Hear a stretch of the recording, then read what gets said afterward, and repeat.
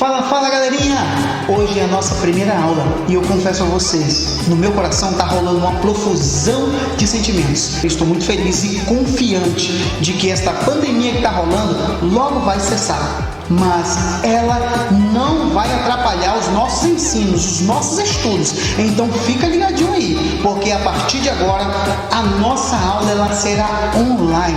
Você, através do AVA, o seu ambiente virtual, poderá ter acesso aos nossos materiais, desde assuntos, avaliações, exercício. Então, logo depois dessa aula, corre lá que todo o material vai estar disponível para você, tá bom? Então, agora eu peço que você corra lá na sua mochila, pegue o seu caderno, pegue sua caneta, baixou o teu assunto, traga o seu assunto para acompanhar conosco também, que eu vou ficar esperando. Vai lá!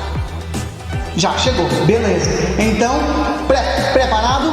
Agora é o seguinte, muita atenção, não deixe que as coisas atrapalhem você, tá certo? Fica ligado, fica bugado e vem comigo. Na nossa primeira aula, nós vamos falar sobre o Segundo Reinado, um período da história do Brasil que foi muito longo e que ocorreram vários conflitos, várias revoltas, tá certo? E esse período, o Segundo Reinado, ele começou com o golpe da maioridade, ou seja, Dom Pedro II, ele se tornou imperador do Brasil com apenas 14 anos de idade.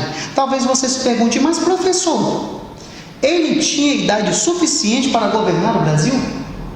E eu já respondo a você.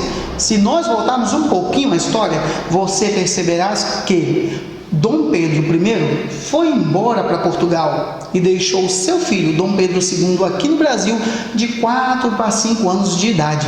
Ou seja, ele foi criado sem estrutura familiar, tá certo?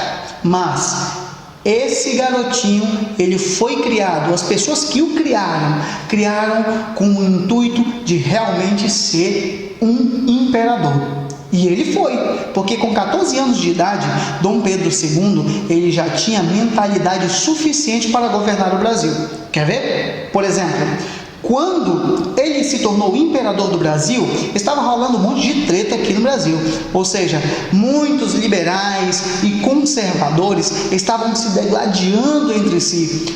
E a primeira coisa que Dom Pedro II fez para acabar com isso foi tirar o poder das mãos dos estados e centralizar cada vez mais o poder nele. Ou seja, assim ele governaria e acabava com as brigas. E ao fazer isso, ele também criou um chamado parlamentarismo às avessas. E o que é parlamentarismo às avessas? Eu vou explicar para você.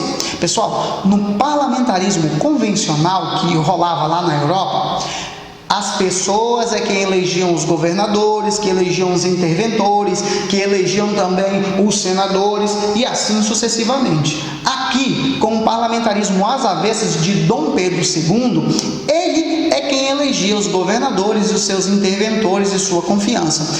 E quando ele criou o parlamentarismo às avessas, ele já deixou dito, por exemplo, agora os liberais, eles vão tomar conta da Câmara.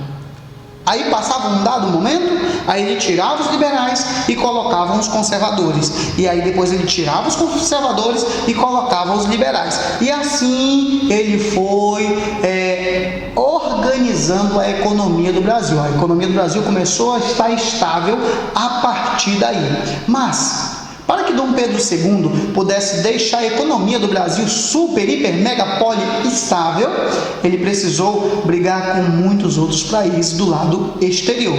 Se uma vez a economia do Brasil, do lado interior, estava se reorganizando com ele no poder, do lado exterior ele começou a ter conflitos e vários conflitos com outros países. E eu vou citar o exemplo de um aqui. Por exemplo, ele teve um conflito diplomático com a Inglaterra, uma chamada questão Christie.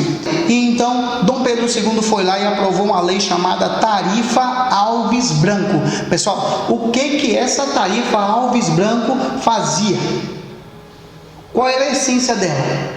Essa Tarifa Alves Branco, ela fazia com que todos os produtos da Inglaterra que antes entravam no Brasil a preço de banana, agora iria entrar com um preço elevadíssimo, ou seja, fazendo com que as pessoas que morassem no Brasil preferissem comprar os produtos dos brasileiros, já que os produtos da Inglaterra estavam muito caros. Ou seja, aí a economia começou a evoluir ainda mais, porque com isso as coisas, os produtos foram sendo fabricados, porque as pessoas estavam comprando produtos mais do Brasil do que da própria Inglaterra. E aí a Inglaterra não gostou nadinha disso e então aprovou outra lei, a lei Bill-Warden. Que lei é essa? Bill-Warden. É uma lei ali que vai aparecer aí no rodapé da sua telinha, tá certo? Eu não sei falar muito inglês, qualquer coisa vocês procuram aí a professora de inglês. Então, Inglaterra aprovou essa lei. E essa lei dava direito à Inglaterra de que a partir daquele momento, todos os navios negreiros que fossem encontrados no Oceano Pacífico, a Inglaterra iria fundar. Ah, você quer briga mesmo? É Dom Pedro II? Então vamos brigar, pensou a Inglaterra. E a partir daí, imediatamente, Dom Pedro II precisou, apoiar e assinar uma lei que dizia que todos os tráficos negreiros, a partir daquele momento, iriam também ser extintos no Brasil. Ele aprovou uma lei chamada Lei Eusébio de Queiroz. Ou seja, spoiler para vocês, Eusébio de Queiroz. Fica ligadinho, vai lá no assunto, procura, porque talvez vai cair em uma avaliação. Spoiler para vocês, não posso falar mais nada, tá certo? Então, ele aprovou essa lei chamada Eusébio de Queiroz, que extinguia o tráfego negreiro na Baía de Guanabara. E com isso, quem não gostou nadinha foi os latifundiários. Por quê? Respondam, por quê? Por que os latifundiários não gostaram? Exatamente, porque a mão de obra da economia brasileira naquela época era escrava. Ou seja, a mão de obra do cafezal era escrava. E agora que o café, o produto que iria se impor sobre os demais produtos, iria se tornar o produto número 1 da economia brasileira, ele não poderia extinguir o tráfego negreiro, porque uma vez que ele fez isso, os escravos que estavam aqui instaurados no Brasil, eles se tornariam mais caros, porque não iria entrar mais escravo, porque a Lei Eusébio de Queiroz quebrou isso aí, e eles iriam ficar também menos numerosos. Mas, para que Dom Pedro II não pudesse brigar com a elite, ele aprovou logo outra lei, uma lei chamada Lei de Terras. E o que essa lei fazia? Qual era a essência dessa lei? Eu vou explicar para vocês, pessoal. Essa lei, ela falava que a partir daquele momento, todo imigrante que entrasse agora para o Brasil não iria ganhar mais terra de graça não, porque antes eles ganhavam, eles poderiam trabalhar, agora não. Todo imigrante que chegasse no Brasil iria ter que comprar sua própria terra, ou seja, o que foi bom para os latifundiários, porque os imigrantes agora, para comprarem as suas terras, precisavam o quê? Pagar por elas. Pagar com o quê? Já que vinham de fora, da Europa, dos outros países, dos outros continentes, sem dinheiro algum, eles iriam justamente trabalhar para os latifundiários. E eu vou abrir aqui uma observação, que em muitos casos, não era muito negócio para os imigrantes, não era muito negócio, porque às vezes eles trabalhavam uma vida toda e não conseguiam comprar nem um pedacinho de terra sequer, ou seja, às vezes ele trabalhava a vida toda, o imigrante, para pagar a dívida que ele estava tendo com o latifundiário, porque quem pagava as despesas da viagem era exatamente os latifundiários, tá certo? Então, com isso, a economia do Brasil começou a se reerguer, a se levantar. E então chegou o período da industrialização. A industrialização que se chamava na época a Era Mauá. Com toda a evolução que o Brasil estava tendo na economia, as indústrias começaram a chegar. E por que é chamado Era Mauá? Exatamente, porque o camarada que trouxe a industrialização para o Brasil foi um camarada chamado Barão de Mauá. Fica bugadinho aí também, hein? Vou repetir, Barão de Mauá. E quais foram os feitos dele aqui no Brasil? Vou explicar para você agora. Olha lá, o Barão de Mauá, ele fez a primeira ferrovia. Sim, a primeira ferrovia foi ele que fez. Ele trouxe fábricas, ele instalou os primeiros bancos, ele também iluminou pela primeira vez a cidade do Rio de Janeiro, tá certo? E uma das coisas bem importantes que eu achei massa que ele fez foi ligar o Brasil à Europa com um cabo submarino de telégrafo. Ele cortava o oceano e chegava até a Europa, ou seja, ligava o Brasil à Europa, tá certo? Então, ele fez várias coisas, mas por que a indústria não se desenvolveu tanto aqui no Brasil? Eu vou já explicar para vocês. Sabe por quê? Porque os latifundiários, os grandes produtores de café, eles se negavam a dividir as atenções entre o café e a indústria. Eles não queriam dividir as atenções do café, eles queriam que o café fosse o número 1 da economia brasileira. Eles não queriam que o Brasil fosse o país da indústria, não. Eles queriam que o Brasil fosse o país do café.